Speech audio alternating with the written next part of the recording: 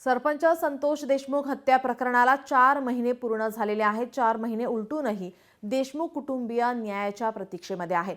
आरोपी कृष्णा आंधळे अजूनही फरार आहे।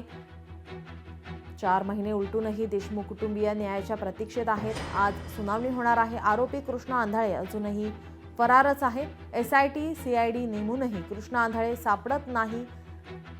बीडच्या मस्साजोगमध्ये न्यायाच्या मागणीसाठी फलक लावण्यात आलेले आहेत।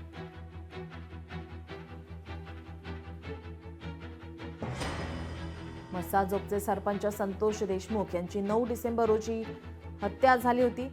या घटनेला आता 4 महिने पूर्ण झालेले आहेत। हत्या प्रकरणातील एकूण 8 आरोपींपैकी 7 आरोपींना बेड्या ठोकण्यात आल्या, तर आरोपी कृष्णा आंधळे हा अजूनही फरारच आहे। त्याला शोधण्याचं आव्हान एसआयटी आणि सीआयडी पुढे निर्माण झालंय।